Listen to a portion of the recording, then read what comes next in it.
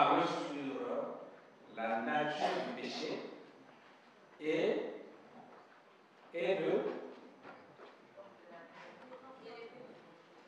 les portes. Pour satisfaire le besoin de l'Église.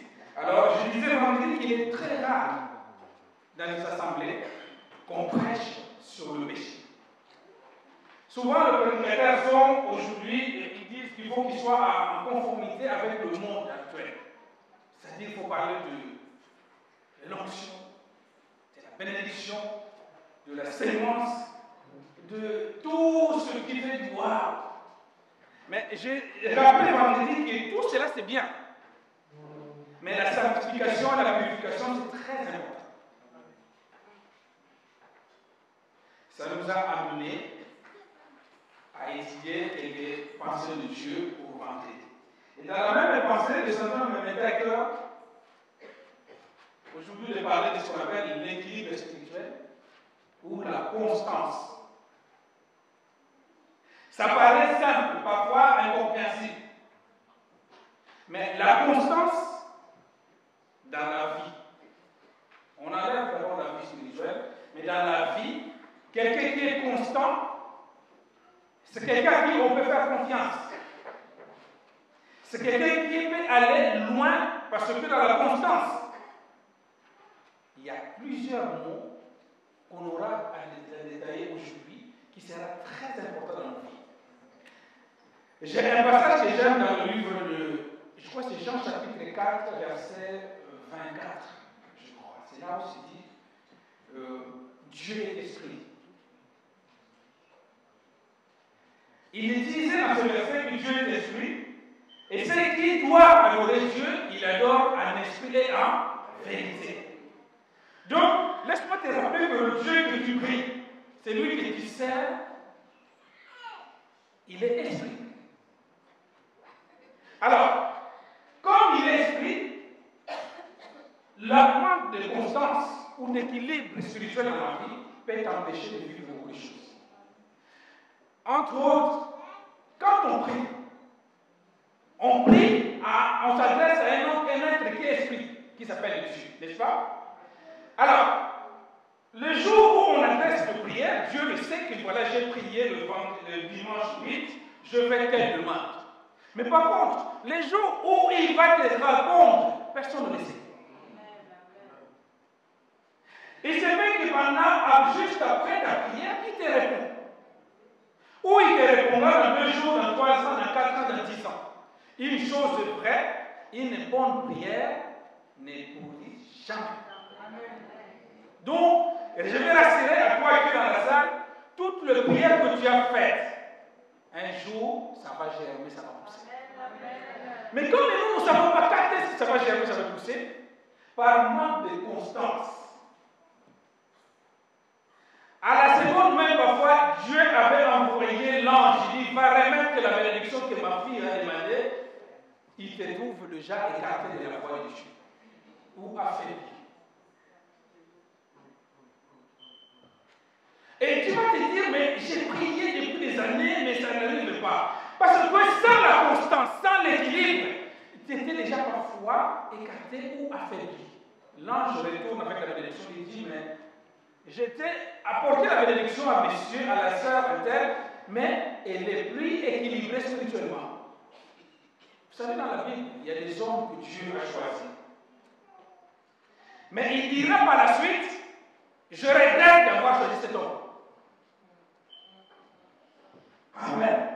Je ne sais pas si on se comprend. Parce que les gens se disent, voilà, il est toujours conditionné. Donc, si tu n'es pas constant et constante dans la vie, il y a la bénédiction qui arrive et toi, parce qu'il ne faut pas oublier, le diable et sa mission, c'est le contraire de ce que le Dieu. C'est-à-dire, quand toi tu es béni, quand tu es en bonne santé, quand tu es libre, ça l'énerve. Donc, il fera tout aussi par manque de constance t'éloigner de ce que tu avais demandé. La deuxième raison de la constance de l'équilibre spirituel, c'est parce que nous croyons que Jésus viendra. Alors, à quoi on est s'engager dans la vie du Seigneur? Une vie avec beaucoup de sacrifices. Il y a une vie de qui vient a beaucoup de sacrifices. Une vie spirituelle, une vie remplie de sacrifices. Alors, ceux ou celles qui n'ont pas l'équilibre spirituel, ils vont commencer, mais ils ne finiront pas. Parce que je le dis aussi, la mission du diable, c'est de tout faire pour t'écarter du chemin de Dieu, du but, de l'objectif.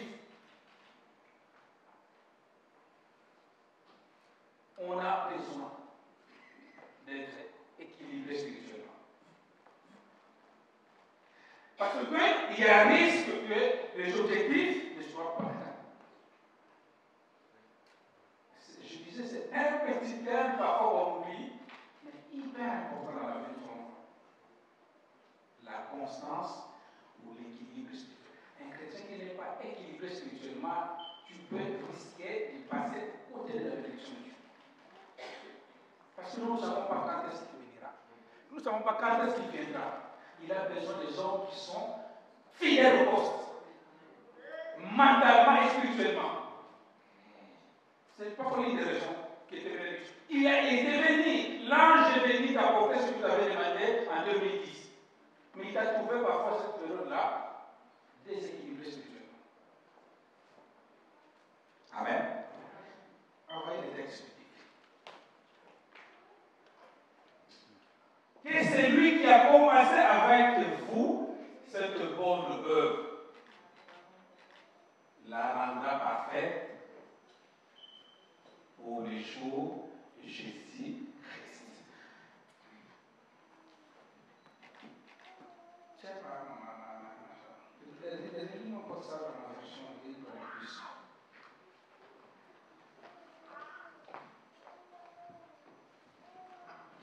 Je suis persuadé que c'est lui qui a commencé ta vie chrétienne. Il le rendra parfaite.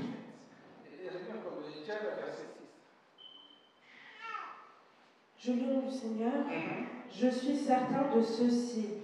Celui qui a commencé en vous cette bonne œuvre la fera croître jusqu'à son accomplissement au jour du Messie Yeshua. Parole du Seigneur. Amen. Quand on parle de bonne œuvre, s'il a commencé une œuvre, ce n'est pas simplement l'Église, il a une vision. Mais du fait que tu avais accepté de devenir chrétien ou chrétienne, tu as commencé une mission, un business avec Christ. Il le rendra possible. C'est-à-dire, il n'est pas impossible de vivre la vie chrétienne et avec un parfait état. C'est possible. Il est possible que tu sois chrétien du début jusqu'à la fin de ta vie. Il est possible, parce qu'il est capable de rendre parfait. Deuxième verset.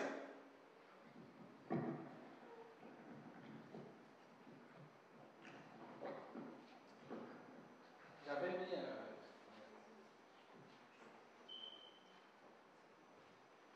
mis mieux vaut la fin d'une chose que son commencement. Mieux vaut le début de ta vie chrétienne que son commencement. Non. Parce que la Bible nous dira un peu plus. Allez-y, ma soeur.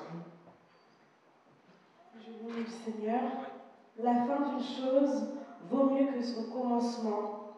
Ainsi, ceux qui sont patients valent mieux que ceux qui sont orgueilleux. Amen. Alors, nous sommes tous aujourd'hui au commencement, au début de notre vie chrétienne. Peu importe le nombre d'années. Mais la Bible va nous interpeller et dire, c'est bien de commencer, mais c'est la fin qui va compter. Et pour que la fin puisse être heureuse et ça compte, il faut que tu sois stable spirituellement, équilibré. Est-ce qu'on se comprend? Parce qu'il y a beaucoup qui ont commencé. Regarde dans ton entourage. Il y a beaucoup de gens qui ont commencé, parfois qui se sont baptisés, qui allaient même à l'église. Parfois, eux, ils sont invités à devenir chrétiens aujourd'hui. Mais ils sont où aujourd'hui? Amen. Donc, commencer, c'est bien. Mais la fin, qui est très importante. Alors, pour cela, Dieu a besoin des chrétiens qui sont équilibrés spirituellement, qui sont constants.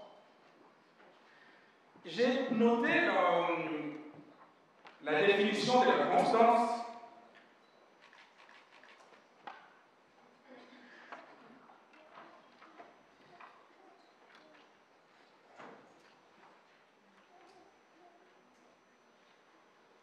La constance selon Larousse, c'est la qualité d'une personne ferme de caractère, de force morale, permettant à supporter toutes sortes de preuves. Quelqu'un qui est ferme de caractère, qui est dur de caractère, qui est capable de supporter toutes sortes de preuves. Quand il dit que celui qui a commencé avec vous, vous aidera à l'arrivée. C'est-à-dire, Dieu savait que la vie chrétienne engendrait des épreuves. Ce n'est pas nouveau. Quand tu arrives à la vie chrétienne et que c'est là où tu es surpris, tu dis, oh, il y a des épreuves, c'est dangereux. Il y a des épreuves dans la vie chrétienne. C'est un chemin dur et difficile. C'est un chemin qui est parfois très étroit. Un chemin qui est parfois très solitaire. Ou même les gens vont t'abandonner sur ce chemin-là, mais sois constant. C'est lui qui a commencé avec toi, il t'amènera jusqu'à la fin. Amen. Alors, quand Dieu nous appelle, nous invite plutôt à devenir des chrétiens, il y a certains caractères que nous devons adopter. Affiche-moi.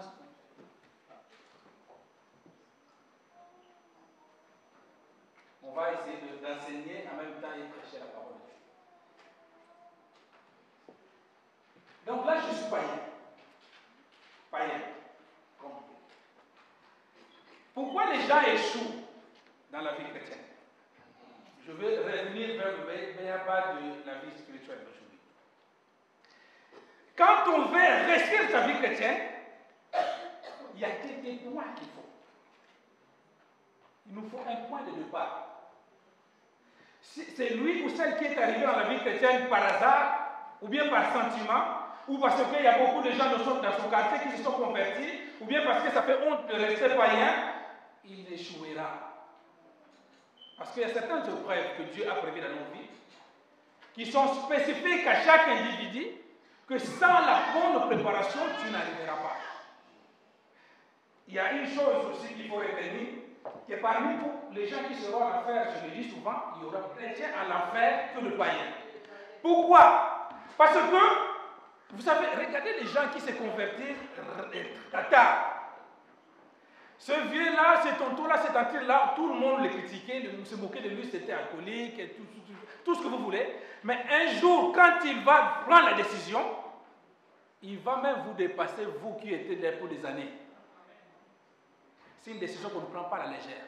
On prend le temps de devenir chrétien. Alors, nous les chrétiens, on se convertit vite, mais on le prend comme ça, comme une vie normale. Donc, le point de départ, c'est l'appel. Tu ne peux pas devenir chrétien ou chrétienne et aller plus loin jusqu'au but final si Dieu ne t'a pas appelé à devenir chrétien. Il y a certaines personnes, malheureusement, ils resteront païens à vie. Tu peux les enseigner, c'est pour cela qu'il est dangereux de croire qu'un homme est capable de convertir une autre personne, c'est impossible. C'est une erreur à ne pas commettre, surtout au choix de mariage pour vous, les sœurs ou les frères. Tu dis, voilà, cette sœur-là, elle est très mignonne, elle est belle, mais c'est pas grave, moi, avec mon onction pastorale, je vais le convertir. Impossible. Ce frère-là, il est bon, il est bien, mais même après même quelques défauts, il suffit que je le mène à l'église, il va se convertir, c'est faux. Nul ne peut venir chez le Père si le Fils ne l'appelle.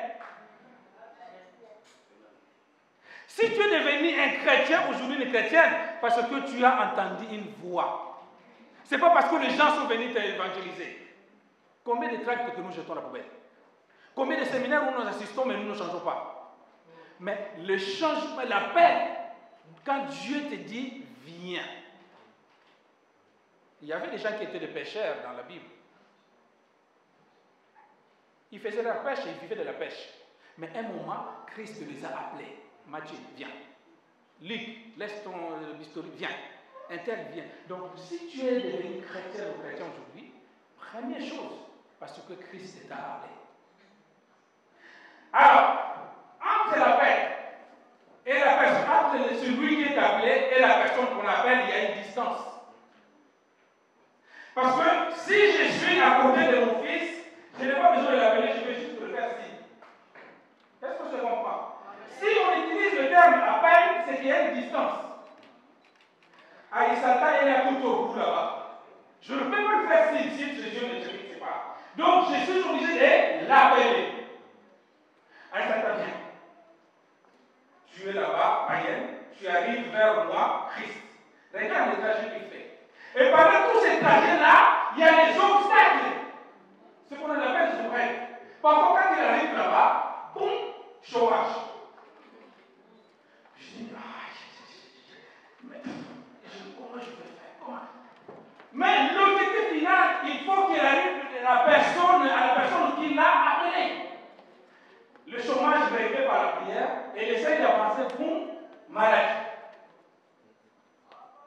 Est-ce que vous comprenez? Si elle n'est pas la force, elle n'a pas compris la voix de la personne qui l'a appelée, la maladie va arrêter sa course. Et il continue d'avancer. Bon, stérilité. Si elle n'a pas entendu la voix de la personne qui l'a appelée, elle va se fondre. Et il continue d'avancer. Bon, parfois, jusqu'à quelques mètres de chez moi,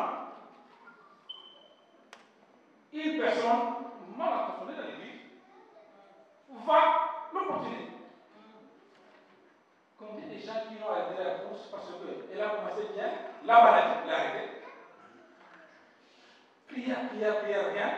Il a dit, je connais une dame qui sort, qui guérit. Qu'est-ce qu'il fait là? Elle rebouche le label. Elle va sortir pour aller chercher la guérison. Chômage, stérilité, pauvreté, lien, blocage, toutes ces choses-là font partie de là où il t'a appelé jusqu'à là. Ils ne prennent pas tous la même place. N'est-ce pas? Il y a certaines personnes, dans la famille, il est la première, ou bien la première personne qui s'est convertie. Donc, dans leur famille, il y a fait tout ce qui se fait. Donc, certainement, cette personne-là, elle fera peut-être un kilomètre de plus qu'une personne qui est dans une famille chrétienne. On se comprend. Alors, sans la constance, l'équilibre financier, ton parcours de là où Dieu t'a cherché, jusqu'à devenir. Parce que l'objectif final, il faut que tu viennes vers la personne qui t'a appelé. Première chose, pour bâtir ta vie spirituelle, il faut que Dieu t'appelle. Si Dieu ne t'a pas appelé, tu t'es converti parce que j'ai épousé une femme qui est chrétienne, parce que j'ai des amis qui sont proches qui prient, parce que tu n'arriveras pas à l'objectif où la personne t'a appelé. Donc la Bible nous le dit, nous continuons à faire le chemin jusqu'à l'objectif final, voir celui que nous adorons tel qu'il est. Amen. Alors, pour parler ce parcours, certainement il y aura des épreuves, il y aura des difficultés, il y aura des problèmes, ou même parfois on va remettre en cause l'existence de Dieu. Est-ce qu'il m'entend ce Dieu-là? Est-ce qu'il m'écoute ce Dieu-là? Mais je vais te rassurer, c'est lui qui t'a appelé. Ce parcours-là, échelonné de ce peuple, c'est normal. Parce que l'objectif de Dieu, c'est de t'empêcher d'aller vers celui qui t'a appelé. Le voir tel qu'il est. Il faut, cette constance-là implique la persévérance. Je t'encourage. Je ne sais pas depuis la peine de Dieu, jusqu'à là, tu as quel niveau, à quelle hauteur, mais sois persévérant. Ne lâche rien. La continuité, continue. Parce que sûr et certain, la personne qui t'a appelé n'est autre que Christ. Amen. Il ne te lâchera jamais. Il ne te lâchera jamais. Même si tu vois que tout s'écroule, persévère. Continue. Lui, le problème c'est que Christ est là. Moi je suis là. Donc c'est ça aille Satan de faire l'effort de venir vers moi et non l'inverse. C'est là la difficulté. Si Christ pourrait avancer pour nous récupérer, ça nous faciliter la tâche. Mais pendant ce parcours-là, ce que tu vas en tirer sera utile pour ta vie. C'est ce qu'on appelle le témoignage. C'est normal, tu te dis parfois, mais telle personne, il a juste, on avait commencé à demander 2 mois avant, on s'est mariés ensemble, on a eu des scènes ensemble, mais regarde, il a eu, parce que nous, on ne pas tous la même distance. Un conseil, pour toi qui es déjà là, tu peux faciliter la distance de tes enfants, parce que tu les as amenés à Christ.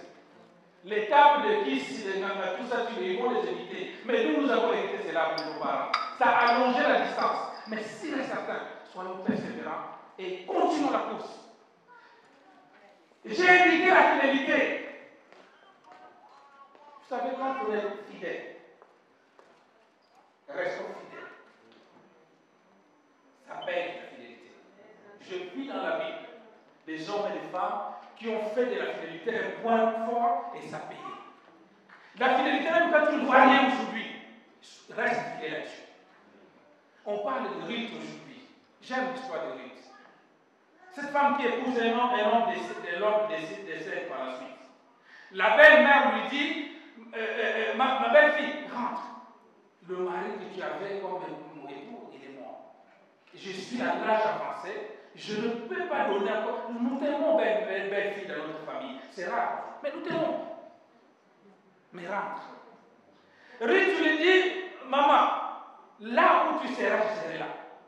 Je lui dis, mais qu'est-ce que je peux encore te donner? Dans mes entrailles, je ne peux plus enfanter un garçon jusqu'à l'âge où il va grandir et que tu pousses l'épouser. Il a dit, je resterai fidèle à toi. Vous savez, dans la fidélité, parfois, nous croyons que la fidélité sont des choses visibles. Non! Dans la fidélité, parfois, rien n'est visible.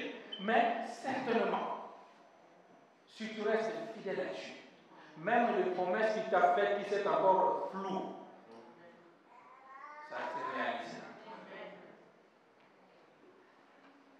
L'attachement. Attache-toi. Vous savez pourquoi vous vous attachez à un homme? Pourquoi les gens arrêtent leur course en chemin, les chrétiens? Il avait bien commencé là, parce qu'il a été évangélisé par un bon serviteur, selon lui, selon elle. Mais au parcours du chemin, il s'est rendu compte que la personne à qui il s'est attaché, ce soi-disant bishop ou pasteur, n'est que non. Il a chuté. Il a trébuché. Qu'est-ce qu'il va faire? La course s'arrête. Pourquoi tu ne peux pas se finir? Oh là là, pasteur Joseph, je croyais que c'était un surhomme. Oh là là, regarde ce qu'il a fait. Ce n'est pas le pasteur Joseph qui t'a appelé. L'objectif, moi et le pasteur Joseph, c'est d'aller vers lui qui nous a appelé. Combien de gens sont à la maison aujourd'hui? Même quand on voit nos églises remplies, je toujours dis, si on est 5 millions de chrétiens, il y a plus de 10 millions de païens ou de chrétiens qui sont retournés, qui ont arrêté la course par manque d'attachement, de persévérance, de fidélité, de continuité. Pourquoi tu vas arrêter de course? Va dire à ce frère, à cette soeur-là qui est encore à la maison, tu lui dis, reprends là où tu t'es tombé. Continue la course. Christ est toujours là, il vous attend. On oublie ces thèmes. On est parfois dans la folie, je parle en langue, je prie, je prêche, je fais. Mais est-ce que tu es encore stable spirituellement? Amen. Amen. L'amour et la patience. C'est toujours dans la première partie de Constance. L'amour. Comment la Bible nous dit, tu peux dire que tu m'aimes, moi qui est invisible, moi qui est esprit. Mais quel genre de menteur hypocrite qu'on est dans l'église? Des chrétiens. Seigneur, je t'aime. Parfois, je vois, tu es mon papa, j'étais pas dans ton... Mais c'est lui qui est là, le pasteur, que tu n'aimes pas, les frères, la question à côté, tu n'aimes pas la soeur. Mais de ce où il est, il rigole. Il dit, mais regarde, c'est dans les gens que je parle. Ils sont de cœur honorable. Nous oublions qu'ils sont de cœur honorable. Peuple de Dieu, l'amour. Aimons-nous. Parce que nous avons un seul objectif, nous tous. Nous avons un seul objectif, c'est d'aller vers celui qui nous a appelés. C'est la même personne qui nous a appelés. Dans le monde, on peut s'accaparer, c'est mon père. Ne touche pas, c'est mon papa. Mais oh, Jésus aussi, non, c'est mon papa, c'est à moi. Oui, mais en Christ, nous avons tous un seul père. L'amour. Le manque d'amour affaiblit l'équilibre. Parce que quand l'amour va s'affaiblir pour ma soeur, pour mon frère, le cœur va suivre aussi. Nous avons vu pour c'était là vendredi que les trois parties peuvent être affectées, le cœur, l'âme et l'esprit. Et sans demander à mon corps les réactions, ça se fera automatiquement quand mon âme n'a plus l'amour pour cette personne-là. C'est lié. Allez réécouter ce que j'avais dit vendredi. C'est lié. Tu verras que sans forcer, dès lors que je n'aime plus mon fils, tu vois, dès lors que je déteste ma fille au regard, le corps aussi va suivre. Même dans mes regards, sans les forcer. Parce que le corps, l'âme et l'esprit sont liés. Et l'esprit aussi va avoir des visions. Je rêve, non. Rêve-t-on l'amour. Ils sont patients les uns vers les autres. Nous ne sommes pas tous le même organisme biologique, mais même ceux qui sortent du même ventre, qui ont allaité le même sein, ils ont des caractères différents. C'est ce qui fait l'harmonie du monde. Un tel, il est un peu bouillant, c'est pas grave. Parce que moi, je suis un peu doux, ça me fera de l'équilibre. Mais nous avons un seul objectif, c'est l'amour. Mais juste avec correction par amour. Ah, ma soeur, j'ai constaté cela, j'ai remarqué cela. Mais parce que si tu ne le dis pas, tu ne le fais pas par amour, tu risques de déséquilibrer ta course. La stabilité, pareil. Il y a des chrétiens. Parfois, on ne sait même pas comment l'aborder lundi. Parce que lundi, il dit, parce que ça va. Mardi, parce que. Ouais. Tu te poses des questions, mais je l'ai fait quoi? Ah non, aujourd'hui, je suis levé du mauvais pied. Et quand tu es comme ça, même ta vie spirituelle, sans le savoir, mais tu le fais. Je le dis au début, le résultat, c'est que tes demandes, ça s'avance, ça s'approche, tu le repousses. Il faut que tu sois invariable. On te connaît, moi je sais, je connais. On te connaît souriant, permet, facilitons les gens à garder leurs sentiments. Il est comme ça. Mais des vagues. Et plus tu fais des vagues, les bénédictions s'éloignent aussi, ça fait des vagues. Et si c'est là étonné, je le dis souvent, les jours passent. Certainement le 8 mars, il y a des gens qui ont fait l'anniversaire, je le dis. Mais parfois la bénédiction allait venir le 7. Le 7, les gens viennent de trouver valable. Il dit, bon, je ramène, parfois avec beaucoup de regrets. L'ange dit, j'ai ramené ce qu'il avait demandé depuis le décembre, mais j'arrive, je l'ai trouvé un peu grisant, bizarre. J'attends quand il va revenir à ce nord. Mais parce que cette église, là, il n'y a pas de feu. Telle demande, ça fait des années que je demande les fidèles, les pasteurs, les chrétiens, des choses comme ça. Ils font leur vie, leurs bêtises, leurs liens, leurs problèmes. Mais quand ça arrive, ils veulent que le jour-là même, pasteur prie que cela passe. Mais c'est ton parcours.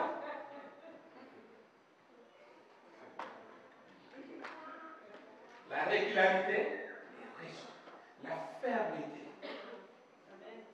Je vais dire à quelqu'un, sois ferme. N'essaie pas. Ne prends pas des raccourcis. Parce qu'il y a des raccourcis qu'on te propose. Mais reste ferme. Ah, c'est lui qui t'a dit quelque chose. Il le fera. Il le fera. Je suis convaincu à ta place. Moi, je suis convaincu à ta place, il le fera. Reste ferme. N'essaie pas. Même pas de yuta, reste ferme. il le fera. Ne change pas. Il le fera. Il faut que tu témoignes, je te dis. Il le fera. Vous savez, il y a certains témoignages, quand on passe par les raccourcis, on a honte de les témoigner. Parce que la conscience nous le dit. J'ai toujours dit, un pasteur que j'aime beaucoup, il avait un problème le jour. Je l'ai dit, un témoignage.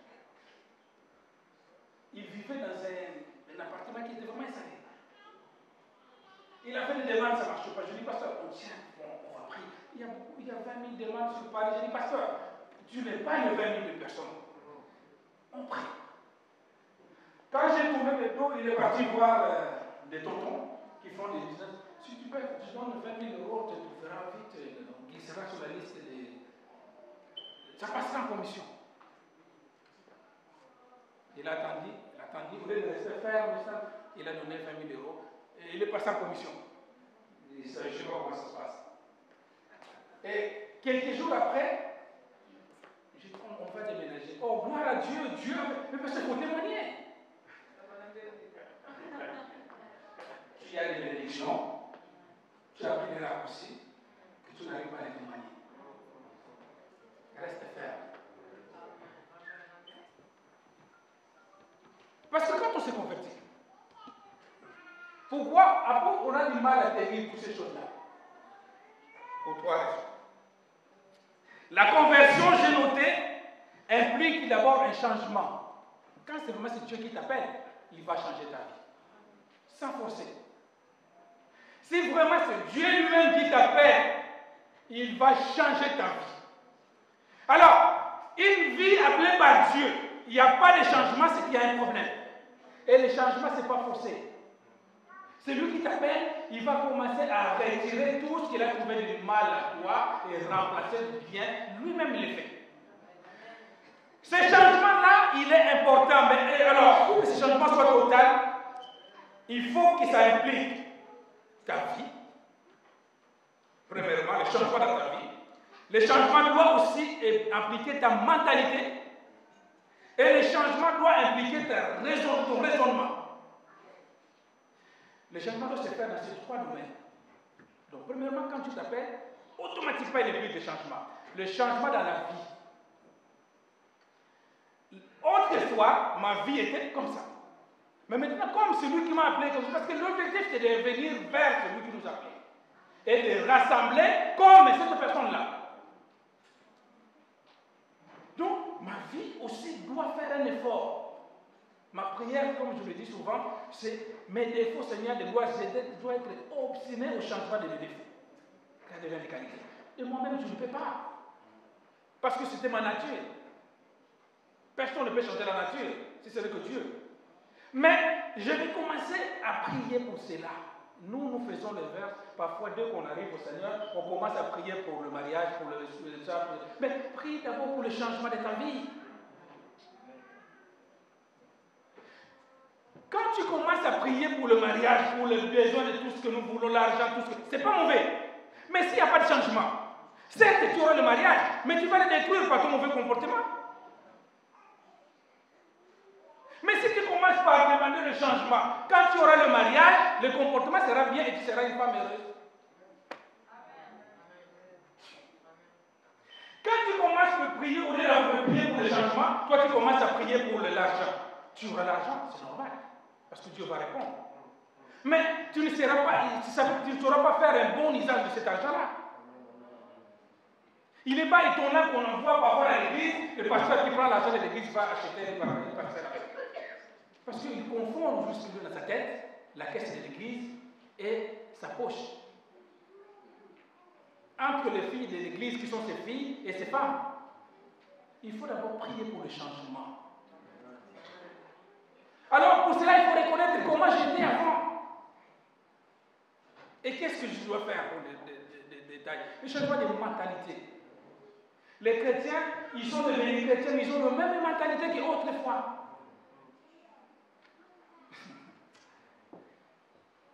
J'ai eu le contact hier avec un serviteur, il me dit, pasteur, on est embêté, pasteur. Je dis, mais pourquoi? C'est pas son Milouz. Donc là, j'ai fait appel, il y a un circulaire qui est passé, donc on doit invité les gens du ministère de la Santé pour parler de cela parce que on est embêtés. J'ai dit, il m'a dit, toi tu as déjà parlé à l'église de cela? J'ai dit, oui, j'ai parlé de Christ. Et la Bible me dit, je ne craindrai ni la peste ni le choléra.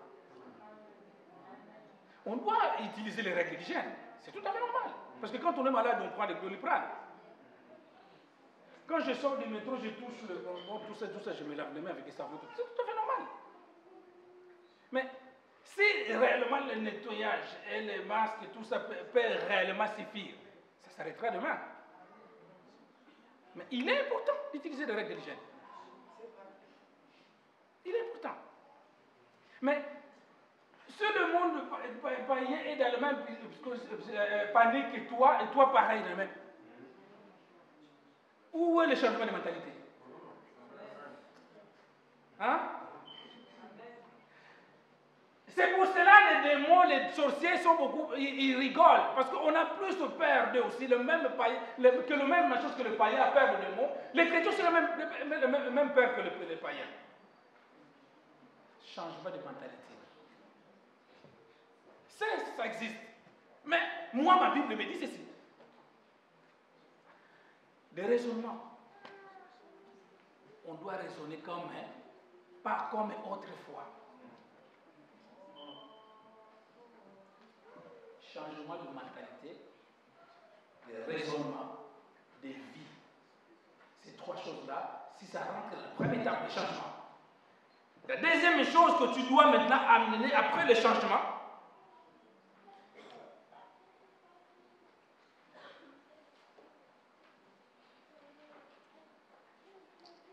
il y a quelqu'un qui me dit dans les changements, il dit, mais pasteur, vous savez, un chrétien qui n'a pas changé de mentalité, j'aurais du mal à le convaincre. Parce que dans ce changement-là, et dans le raisonnement sur toi, il y a certains chrétiens qui raisonnent comme d'autres fois.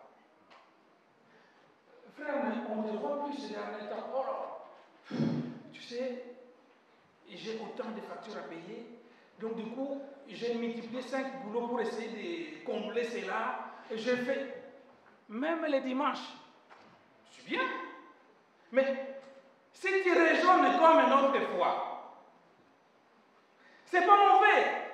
Mais un chrétien réfléchit d'abord d'une manière d'abord spirituelle. Il y a des choses qui sont réservées à Dieu que je ne peux pas toucher. Par rapport au changement de mentalité. Je sais que c'est le jour du Seigneur. Par rapport au changement de mentalité, on peut donner des lois, des règles. Mais si leur mentalité n'a pas changé, Dieu dit, la voix de l'Éternel ont fixé les cultes de 10h de 9h45 à 13h. Mais si nos mentalités n'ont pas changé, tu peux même tenir le bateau pour t'appeler. Parfois, à cette heure où je suis en train de prêcher, d'autres personnes se préparent pour venir au culte. C'est la mentalité qu'il faut changer. Va voir nos frères européens quand ils se convertissent. S'ils disent 9h à 12h, 9h, ou peut-être ils sont là. Exactement comme nous faisons au travail. Et parce qu'au travail, il y a un bateau qui suit par la suite, c'est la paye qui va diminuer. Mais à Dieu, on croit que la paye ne diminue pas. Si, je te rassure, le niveau que tu as aujourd'hui, ce que j'ai aujourd'hui, ça va être plus. Mais tu l'as diminué parce que chaque jour, quand on badge, 10 minutes à moins, 20 minutes à moins, il y a une badgette spirituelle à la porte que vous ne savez pas, vous ne voyez pas. L'ange est là, à l'heure où on est. Et tu te tournes, tu te dis, mais c'est moi si je perds. Mais comment mais parce que tu as travaillé 10 minutes à moins. Dieu n'est pas injuste. Il ne peut pas permettre de payer le même salaire que celui qui est venu préparer la chair et toi. Non! Change de mentalité. Change de mentalité. C'est pas parce que le pasteur ne peut rien dire, il n'est pas le proviseur. J'ai un plus qu'un proviseur à la porte qui, moi aussi, me sanctionne. J'ai l'habitude de voir dans certaines églises, le pasteur arrive en dernier avec son cortège quand la salle est pleine. J'ai été invité à beaucoup d'églises comme ça. Ils m'ont mis à quarantaine dans le bureau. Je dis, mais vous êtes allé à la salle? Je dis, non. Vous avez commencé la culte à quelle heure? Vous commencez à quelle heure? À 10 heures. Je serai là à 9h15.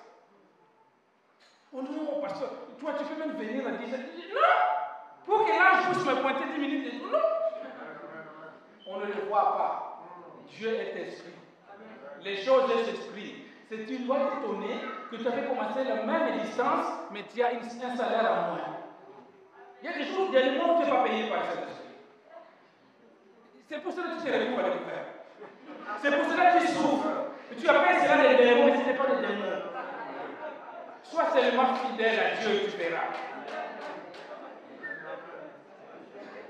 Amen. J'aime vous prêcher des choses vraies. Des choses vraies. Tu crois que quand Dieu dit que vous êtes des voleurs, il y a des gens qui ont commencé la course, ils ne connaissent même pas le monde. Et tu crois que Dieu a oublié cela? Et le diable est tellement menteur, tu dis, mais regarde, tu n'as pas donné même moi de tes offrandes.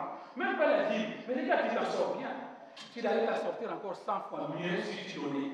Mais le diable sait que le jour où tu seras ferme dans les choses de Dieu, tu seras encore plus. Sois ferme. Change de mentalité de raisonnement. Il y a des changements dans le domaine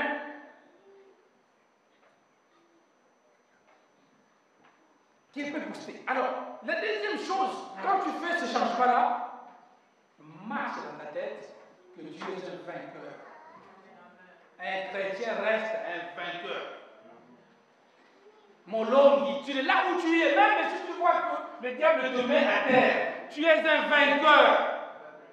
Refuse. C'est pour ça que je disais que tu sois ferme et résolu.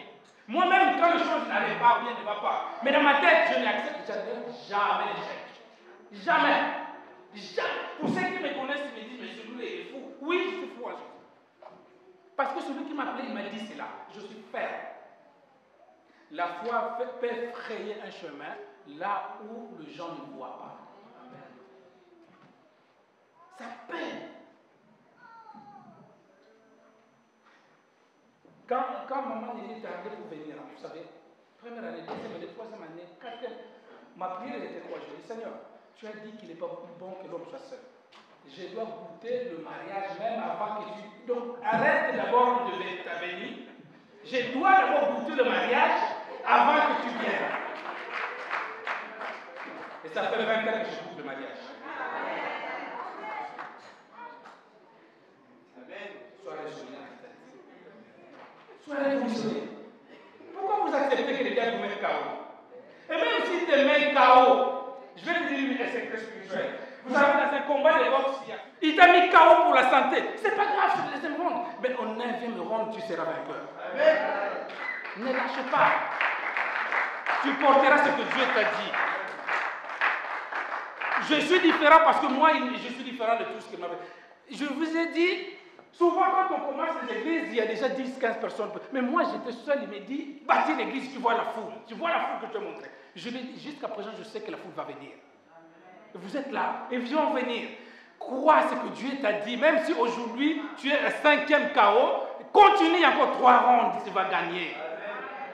Tu nous mettras KO, ce diable-là. Parce que c'est lui qui t'a créé, il lui a mis KO à Golgotha. Donc tu es le fils. Vous savez, un lion, son fils c'est lionceau. On est sous la main des aigles. Nous sommes des aiglons. Même si tu es tout petit, tu es un petit aiglon. Mais lion, même qui c'est petit, il fait peur. Le diable sait que tu fais peur. Le diable sait que tu fais peur, mais toi, parce que tu ne vois pas, avec les yeux humains, reste ferme. Monte. Continue, tu vas voir ce que Dieu va faire. Demain, tu verras. Ne blanche pas, ne change pas les aspects parce que demain, hier, c'était un chaos. Relève-toi. Certes, tu es tombé. Mais toi, vous savez, les boxeurs ou les catcheurs ne lâchent jamais. Jusqu'à ce que l'arbitre va dire, oh, c'est fini, mais sinon, il ne lâche jamais. Même quand l'arbitre dit c'est fini, regarde comment il se lève tout en découragement, colère. Mais malheureusement, le temps est fini. Mais tu es plus que le vainqueur. À toi, dort un petit lion. rougis seulement, le démon va fuir. En toi, donc, petit lion. Donc, l'objectif, après le changement, mets-toi dans ta tête que tu es lion, tu es vainqueur. Et dans la liste, quand tu te dis que tu es vainqueur, tous ceux qui sont des vainqueurs, premièrement, ils sont libres. Tous ceux qui sont, je regarde les caractéristiques de vainqueur. Un vainqueur est libre. Même si les démons te bloquent, même si la vie te bloque, sache que tant que tu es vainqueur, tu es libre. Que le diable ne veille pas. Deuxièmement, quand tu es vainqueur, tu es la tête. Ils peuvent te freiner. Ils peuvent t'étouffer. Déjà, je me dis souvent que les diables n'attaquent que des objets précieux, des hommes qui sont précieux. Aujourd'hui, il essaie de t'étouffer. Mais crie comme Zachée, fils de l'homme. Ne te laisse pas. Ne te laisse pas. Il a été vaincu. Et tu crois que c'est à toi qui va vaincre? Non. Il a été vaincu. Tu es libre. Tu es la tête.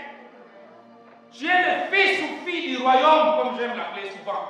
Nous avons un royaume qui nous attend. Et ce royaume-là, nous faisons partie de ce royaume. Que le diable sait et veille ou pas, tu y arriveras. Seulement, sois ferme. Changement. Tu es vainqueur. Et la troisième et dernière chose dans cette optique-là, les victorieux, tu as des saluts en toi. Tu as des saluts. Que les diables, ni personne ne t'a retiré ton salut. Tu as des saluts parce que le sang a coulé un jour pour toi. Tu as déjà le salut. Et ils peuvent te faire retirer le salut par manque de tous ces critères que tu as le salut, tu as été sauvé. Alors, pour l'équilibre ou la stabilité, il faut ces 4 piliers qu'on va voir. Premièrement, je vous dis la paix, premier pilier. Dans le deuxième pilier, après la paix, je vais montrer l'exemple de certains. Il y a un parcours jalonné des épreuves. Mais certainement, dans tout ce parcours que tu verras, il y aura une deuxième étape, un pilier qui va tenir l'équilibre dans ta vie. Ce qu'on appelle le temps de repos. Le temps de repos. Les diables fait toujours croire. Mais non, certainement, il y a un temps où tu vas te reposer. Pourquoi les chrétiens n'ont pas le temps de repos? Mais parce qu'ils manquent de confiance. Mais non, parce qu'ils manquent de confiance.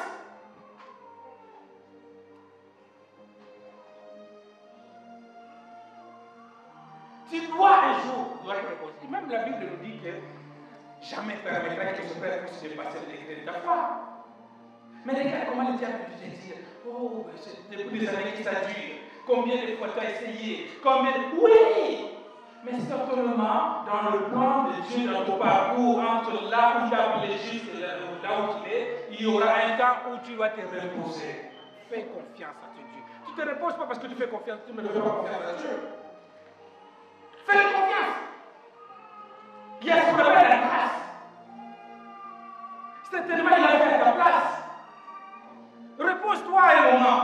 C'est pour ça qu'il y a un temps de prier. Mais il y a un temps aussi de gémir. Un temps de pleurs. Mais il y a un autre temps, repose-toi. Dis-lui, Seigneur de gloire, c'est toi qui m'as appelé. Sarah pour ça. Si tu le feras, laisse-le. Pourquoi tu te fais des migraines et des mauvais tout le temps? Laisse-toi, repose-toi. Lundi, tourment la nuit, mardi, tourment. Mercredi, tu dis aujourd'hui, je vais me reposer. Il y a une femme qui a donné un témoignage. Son unique fils était malade, sérieusement malade. Il a donné de l'oliprane, ça ne marche pas. Il a donné de l'oliprane, ça ne marche pas. Il est voir le médecin, le médecin te donne le traitement, ça ne marche pas. Il a prié. Il rentre la nuit, après avoir donné le dernier traitement que le médecin traitant lui a donné, un médecin expérimenté. Il lui donne 42 de fièvre. à 2 heures du matin, il se réveille, il touche l'enfant, plus que le charbon. Et il prend cet enfant-là et il dit, bon, ça fait 1 semaine, Seigneur, je dors. C'est toi qui m'as donné cet enfant. Je ne suis pas allé les chercher, c'est toi qui m'as donné. Maintenant, moi, je vais me reposer, je vais dormir. Il a pris l'enfant, il l'a mis dans le vaisseau, il est parti dans sa chambre, il est parti dormir. Si le matin je le trouve en vie, je vais aider le Seigneur. Si je ne le trouve pas en vie, je vais aider le Seigneur, mais je vais temps qu'il se repose. Vous savez, ce que je parle pour un parent doit comprendre. Laisser son enfant dans la chambre, 40 de fièvre. Il est parti dormir. Il dit non, je dois me reposer. Tu as dit à Golgotha, il était accompli, non? Fais pour ça. Si tu le récupères, je viendrai pour pleurer le matin et informer le médecin. Il est parti dormir. 10 minutes après, l'enfant qui l'appelle maman. Il a dit je me réveille pas parce que je sais que là il va lâcher les derniers souffles. Je ne me réveille pas. J'attendrai seulement le matin. Mon corps aussi fatigué, je dois dormir. Il a mis dans son leçon, dans un lit plutôt, parce que l'enfant il avait déjà 7 ans. Il l'a mis dans le lit. L'enfant il a appelé, maman il ne répond pas. L'enfant descend, va dans le frigo. Il ne mangeait pas. Il va dans le frigo, il prend un yaourt, il l'amène vers sa maman. Maman qui ouvre les yeux. Tu as marché et touche l'enfant, plus fier.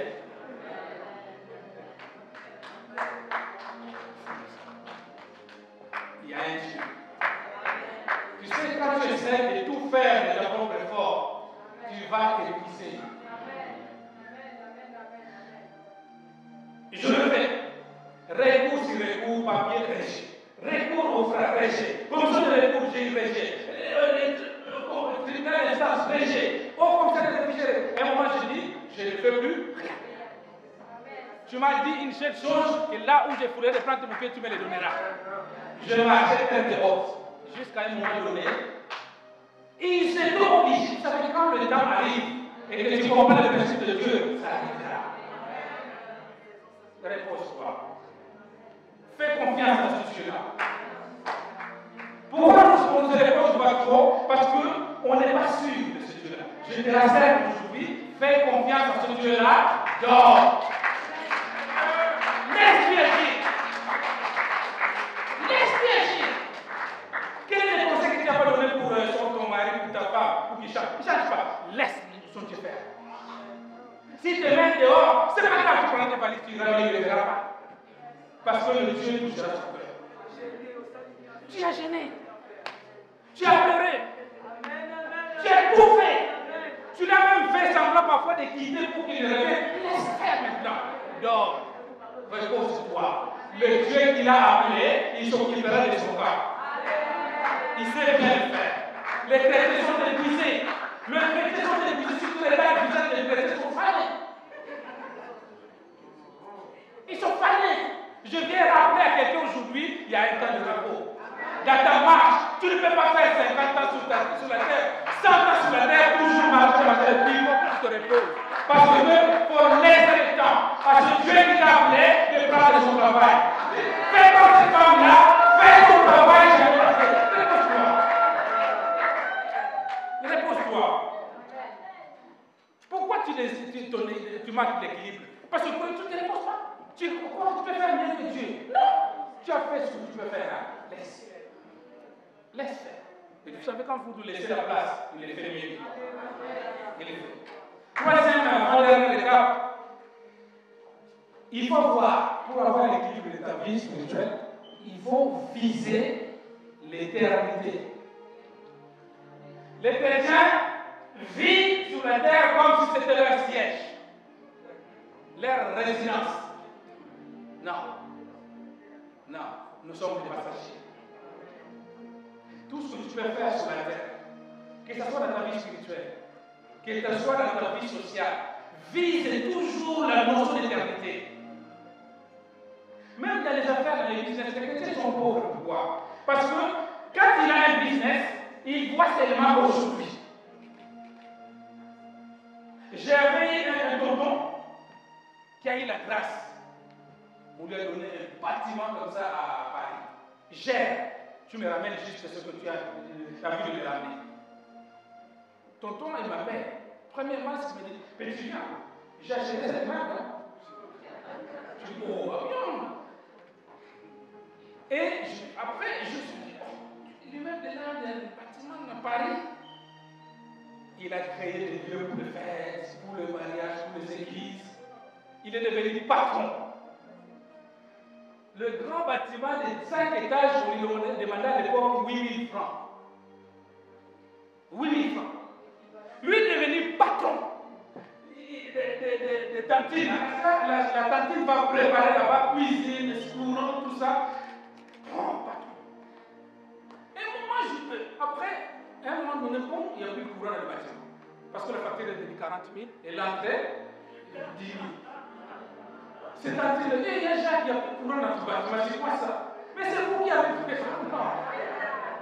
Quelque temps après, le propriétaire, il récupère son bien. Le tonton, Jacques, et je lui pose, je dis, bon, le tonton, oh, petit, c'était pas moi, quelle grâce que tu as eu.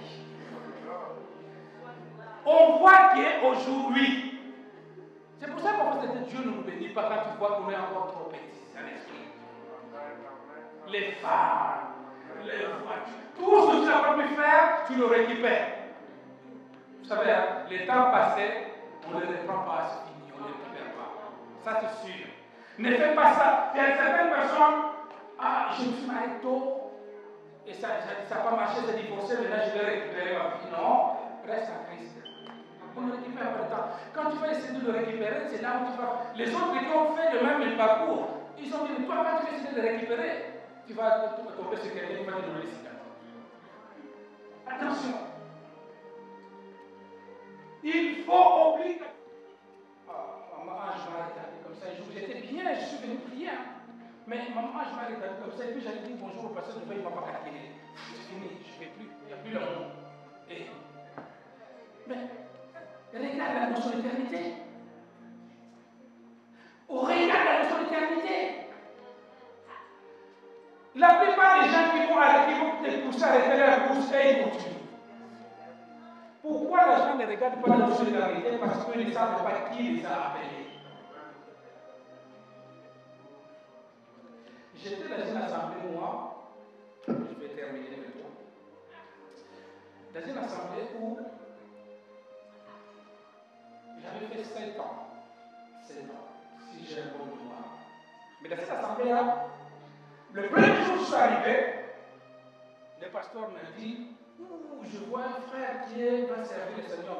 Je dis, oh, merci Seigneur, on a retenu. D'accord. Frère, tu sers le Seigneur? Je dis, je suis un bon frère, par la grâce de Dieu.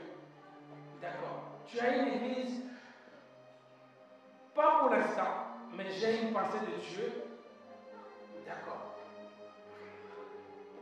Je dis, bon, comme on a reconnu le talent et la grâce, c'est bon. Assis-toi. Première année, assis-toi. Deuxième année, assis-toi. Un jour, j'avais un témoignage.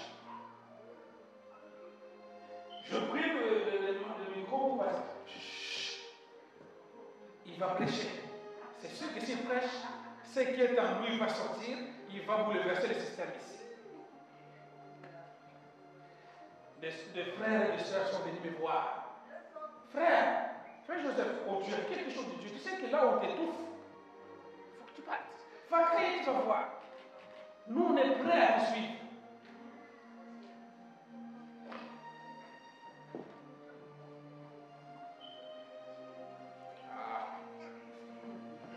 Je reste là. Alors, on est prêt de te suivre.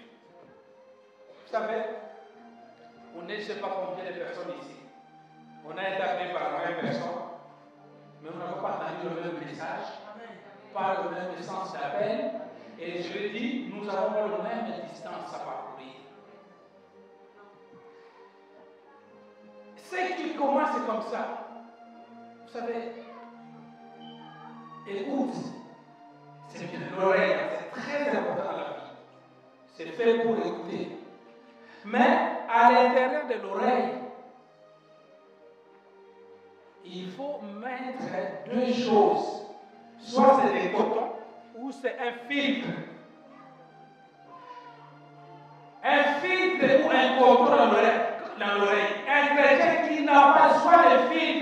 coton dans son oreille, tout ce qui va entendre de sa langue, ça passe directement. Il faut savoir à quel moment je vais déclencher le coton. Si tu entends que ce monsieur commence à freiner ta course, mets le coton. Moi, je suis comme ça. Oui, il est comme ça, les pasteurs, oui, il est comme oui. Mais tu ne sais pas que j'ai mis les cotons. Ça, tu lui dis, mais qu'est-ce que vous avez fait? Qu'est-ce qui vous passer par la tête? Nous le verrons tel qu'il est. Mais il faut viser l'éternité. Je vais dire à quelqu'un ce matin, si aujourd'hui tu es accablé par des problèmes, ce n'est pas grave. Tant qu'il n'est pas encore de retour, tu as encore le marge de temps. Lève-toi celui-là, continue la course. Tu es tombé encore, oui c'est normal. Il y a beaucoup de juges dans les églises, au milieu chrétien. Ah, lui il fait que tomber, oui c'est normal. La course doit continuer, lève-toi. Je me dis, accablé par les problèmes, par les soucis, ce n'est pas grave. Il reste encore d'autres rondes pour gagner. Au 9e ronde, tu gagneras. Tu le mettras KO. Vise l'éternité. Toi qui es découragé, parce que sur ton chemin, il y a quelqu'un qui t'a dit des choses, qui t'a fait du mal, qui t'a empêché de continuer ta course, je vais te dire, reprends la course parce que tu as l'objectif d'aller vers celui qui t'a appelé. Ne te calcule pas, continue ta course. Va vers celui qui t'a appelé.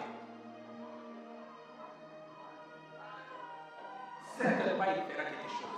La dernière chose, la dernière étape,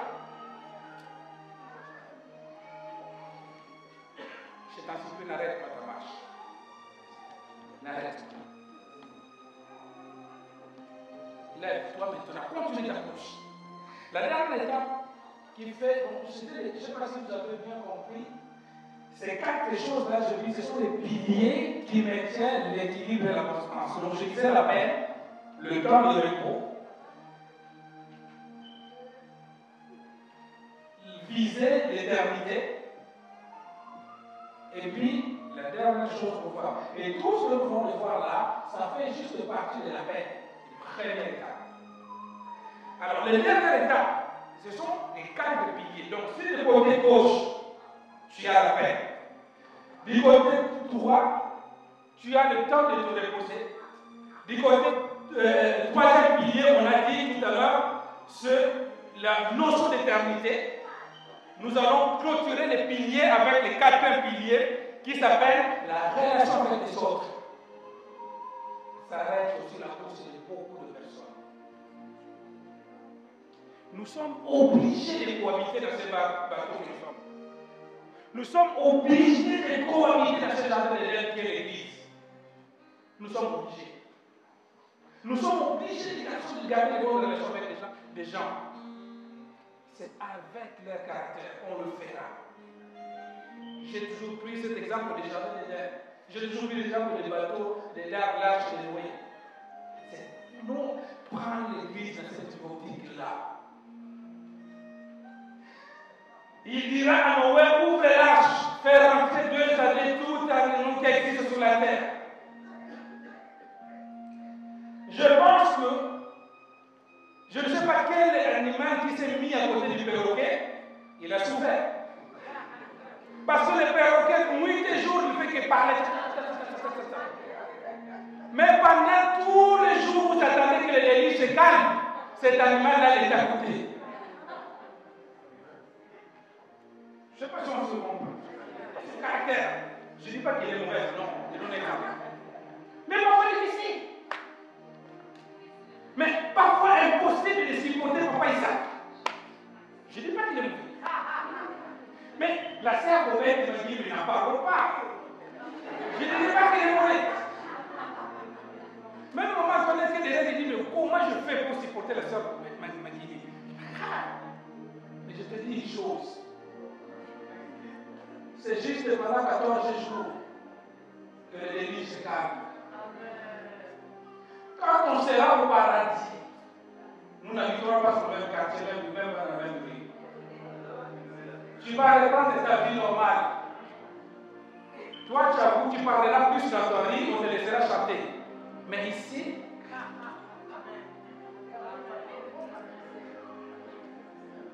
il est difficile. Vous savez pourquoi Dieu nous a mis ensemble? Mais pour nous entraîner, premièrement. Deuxièmement, peut-être que je suis dans le canal de bénédiction, au canal de bénédiction. Tu ne sais pas. À moi tout seul, je ne peux pas être chanteur, prédicateur, modérateur et tout. C'est peut-être cette prière qui a fait aujourd'hui que la sœur, ma ange, soit en vie. Tu es utile.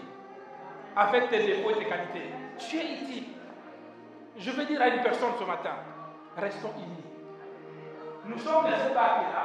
Nous attendons seulement que l'ange vienne nous dire que voilà, dehors, c'est sec, on peut sortir. On sortira au paradis. Et quand vous serez au paradis, chacun prendra sa route. Même si au paradis, tu ne veux pas me voir parce que je t'ai trop fait du mal, c'est pas grave. Mais j'ai cassé. J'ai cassé. Et reste à mes côtés, comme moi je reste à tes côtés. Dieu nous a mis là, c'est pas par hasard. Alors, c'est quelques défauts que j'ai. Prie pour moi. C'est quelques défauts que tu as. C'est mon sujet de prière.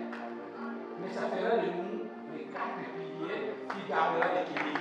Je veux que quand tu viens demain apporter ta bénédiction, qu'il te trouve toujours joyeux. Vous savez, la première chose que le diable fait, c'est retirer ta joie. Si tu ne sais pas.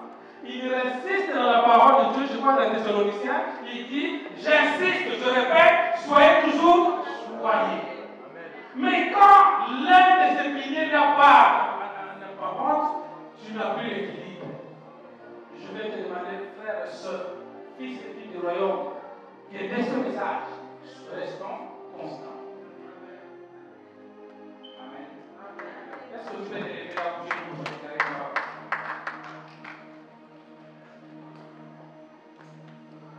Tu peux te lever la bouche pour déclarer une parole de Dieu ensemble.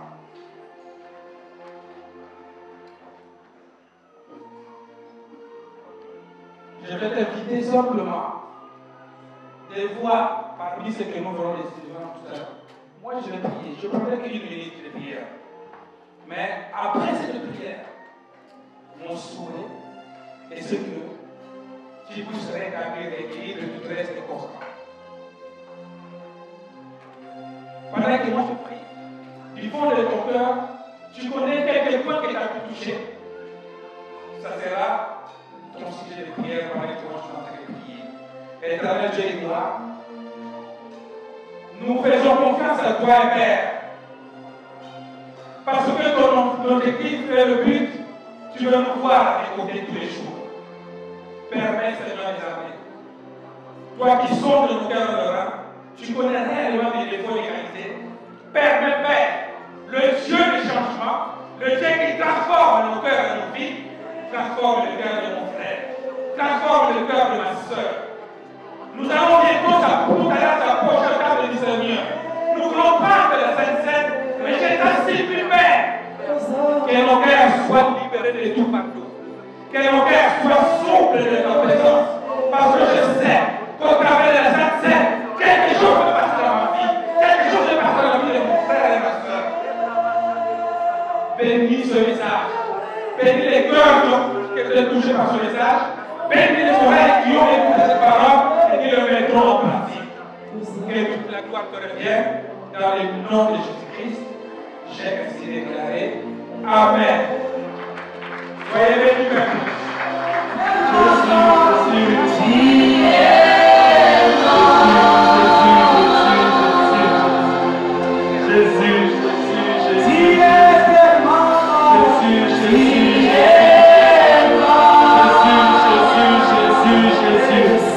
Jésus,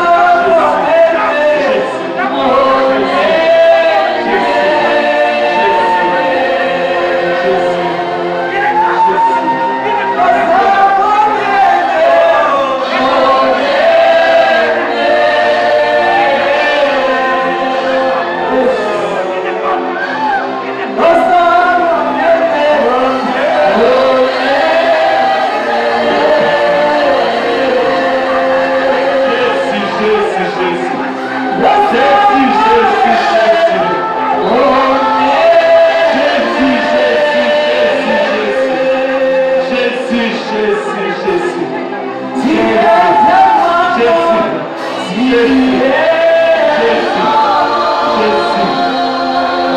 Je suis plus grand que tout. Tu es plus grand que tout. Tu es plus grand que tout. Tu es plus grand que tout. Tu es tellement grand. Tu es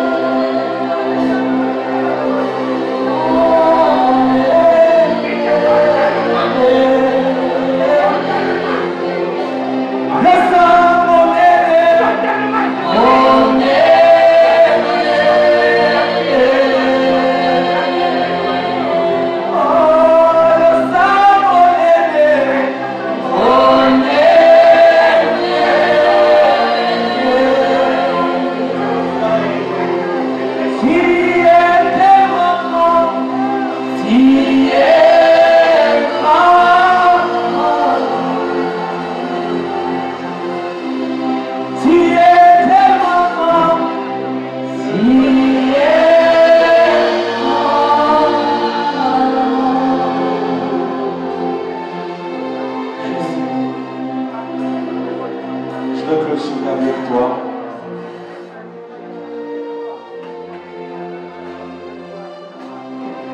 Crois-moi, ta prière ne sera pas vaine.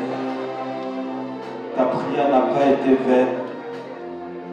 Quand tu sors de ce lieu, maintiens la foi et sois prêt à vivre la faveur divine, à vivre la grandeur de Dieu. Les dimanches ne se ressemblent pas. Les dimanches ne se ressemblent pas. Il est un Dieu spécial. Père, en ton nom je prie. Je t'en supplie. Toi le Dieu qui nous a appelés pour des très grandes choses. Tu as déclaré que toi qui as commencé avec nous cette bonne œuvre, tu l'emmèneras à l'achèvement. Je décrète et je déclare au nom de Jésus l'achèvement des choses. Dès lors, en train d'ouvrir ma bouche, que ta faveur s'installe dans des vies, Père, des personnes qui sont dans cette assemblée, ainsi de ceux qui sont connectés à cette onction, par la Sainte Seine, ô Dieu. Ô Dieu. Ô Dieu. Ce que tu as arrêté au ciel, Père, que la terre s'exécute. Ce que tu as arrêté dans ton agenda, que les anges l'exécutent au nom de Jésus. J'invoque mon Dieu, qui est le Dieu de mon Père. C'est elle que d'invoquer, Père. Ta faveur coule, ta grâce coule, ta plénitude coule. Et plus envie peut se basculer dans la grâce. Plus envie peut se basculer dans les témoignages. Plus envie peut se basculer dans la percée. Plus envie peut se basculer par les surprises de Dieu. Je le déclare et je le décrète. Dès que nous sortons de ce lieu, des surprises nous attendent. Des bonnes nouvelles nous attendent. Merci pour des grandes délivrances, des libérations et de l'exaucement de ta part. Père, merci puisque tu es Dieu. Ne manque pas d'honorer ta parole, ô Dieu. Et nous te promettons toute la gloire. La louange, Jésus.